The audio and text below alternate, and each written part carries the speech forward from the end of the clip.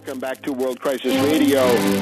One last note about the Japanese crisis. Every system of power generation has cost. Every form of human society has cost. There's no way around it. If you look at coal, let's look at the situation of coal mines in China. China has between 2,000 or 3,000 people who get killed every year in coal mining accidents, and we've had those in West Virginia and Kentucky. So coal poses that problem. Oil poses the problem of wars in the Middle East and other issues, as well as the issues that are pointed up by oil spills and other things, which are exaggerated, but they're also quite real. All in all, considering all of the variations, a modern nuclear reactor remains your best bet. A high-temperature, fourth-generation, pebble-bed, state-of-the-art nuclear reactor is the answer. The idea that you can say that the relic, like the General Electric Mark I, a first-generation relic, is somehow typical of nuclear reactors, this is simply wrong. So face the fact that any system you choose is going to have costs. In terms of wind and solar, these are a bad joke. The more of those you build, the greater your energy deficit will be.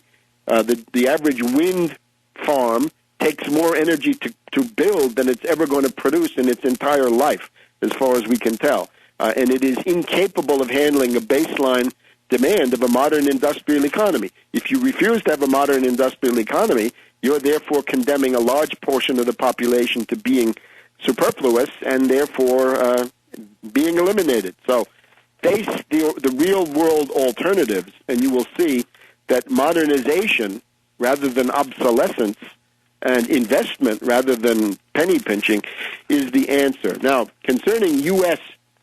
domestic, we want to salute the 150 to 160,000 people who came to Madison, Wisconsin last Saturday. We're hoping that a large crowd will also come to the White House on Saturday, the 19th of March. The first hours in which this program is going to be on the air coincide with the beginning of that demonstration, so we don't know what that turnout is going to be. But if you look at the Veterans for Peace or the Answer Coalition or a bunch of other groups, you can find lists of demonstrations which happen to regard the 8th anniversary of the Iraq War, but given the way that imperialism is working these days, we've got so many wars that it happens to coincide now with the beginning of the presumed attack on Libya. So good time to turn out. But let's look at the economic side of this. The reactionary Republicans are attacking in Wisconsin. In Ohio, we have Governor Kasich, who has attempted to sell his genocidal austerity policies as a good thing for the country. Frank Luntz has focused on Ohio. If Kasich can be defeated in Ohio, we would say from our point of view, it means that the entire reactionary Republican coalition is in trouble. The case that we'd like to highlight this week is Michigan. This now shows you the full extent, the full fury of the Republican austerity onslaught. And I think this is important because it shows that there is no sacrosanct ban on tax increases by the Republicans. We're looking here at Republican Governor Rick Snyder of Michigan, and he is proposing a series of amazing austerity measures. This takes us back to Chancellor Heinrich Brüning in Germany between 1930 and 1932. In some ways, it takes us back to von Papen in 1932 with the coup d'etat angle being brought in. Here's what Snyder is doing.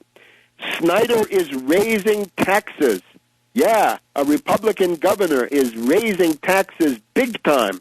Mark this, because this shows you what Boehner, what Walker and others are going to do when they've destroyed the opposition and they feel that they have the upper hand. Snyder is raising taxes on who?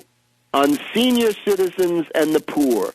The methodology of Snyder is to gouge $1.7 billion out of senior citizens and the poor in Michigan. And to do what with that?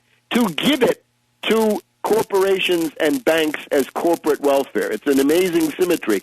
$1.7 billion gouged out of the hides of senior citizens and the poor, and $1.8 billion in corporate tax giveaways, corporate welfare, and related stuff given to the corporations. This is the essence of it. It means cuts in services, the destruction of the social safety net, and tax increases at the same time. This is the full ballooning deflationary program. This is acute deflationary politics. Of course, it's guaranteed to increase the budget deficit the next time around. It's also guaranteed to destroy human life. There's also a kind of, I call it a mini coup commission. The idea is that Snyder says if a municipality, the city of Detroit or Flint or Dearborn or Ann Arbor, any of these places that are in financial trouble, he can appoint what amounts to a commissar, and the commissar can go in to that city or town or county, take them over, and then really rule by decree, a kind of a mini dictator. A mini dictator can go in there and rule by decree and break all contracts, including break all labor contracts. If you find that you've got a bankrupt town or city, you can come in and simply break the contract with the teachers union, the firemen, the police, the nurses, the sanitation men, the people who assure the fabric of civilization. Now, this reminds us of von Papen. Von Papen in Germany in 1932 as the chancellor presided over a coup d'etat in Prussia, the largest subdivision of Germany at that time. What Snyder is doing, he's now got a path to seize control of Detroit and other cities and run them into the ground with this austerity doctrine. This is purely ideological. It is purely insane. We have a depression. The Republican ideology is incapable of grasping the fact that this is a depression, right? They simply say, well, spending is too high. Unfortunately, it's not so simple. The complex phenomenon of the depression includes a number of aspects. We have very high unemployment. We have 25% unemployment. Is that a problem? Should that be addressed? When they're running for office, they say jobs, jobs, jobs. But now that they're in power, they say deficits, deficits, debt, debt, debt. Forget about jobs. So be it, says Boehner. He's willing to destroy 700,000 jobs on the way to cutting the social safety net. We have a falling standard of living. Is that an issue? We have declining economic growth. Is that an issue? But inside the private sector, you have all kinds of problems, and then you have problems in the government sector. The government sector problems are largely created by the collapse of the private sector and the increasing social costs of unemployment insurance and related things that are then shifted onto government. The Republicans fixate only on the debt. They don't care about the unemployment. They don't care about economic growth. They claim that it will somehow magically be restored. No evidence of that. The falling standard of living and everything else. So we propose here to address the depression as a whole, and you can't do this by picking out one symptom, say a deficit or a public debt. You can't pick one symptom and say that's the key to everything. You've got to approach this across the board, and ultimately, if there is one key, it is the manufacturing of capital goods and the question of infrastructure, which go together because capital goods are part of infrastructure, right? You want to build a railroad, you've got to have capital goods. The locomotives on your fast rail or your maglev are the essence of capital goods. So we have to approach this by causes, not by the symptoms. And, of course, the Republican answer to this is purely demagogical. It's purely ideological.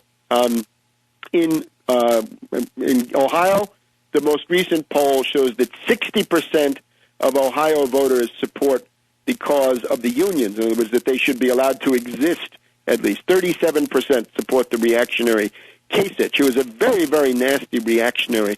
He was one of the people who led the rebellion against Bush the Elder when he broke his read my lips, no new taxes pledge. I'll tell the story about that another time. Remember that the other thing about these austerity policies, they are destined to fail. The more you cut the budget this year, the bigger your deficit will be next year. That's the death spiral of Weimar. That is not where we want to take the United States. So it's time now to defeat the reactionaries in Ohio, Wisconsin, other states, and in Michigan, where this has gone way too far. So keep up at Tarpley.net. Keep up on the Webster G. Tarpley Twitter. And we'll see you next week here on World Crisis Radio.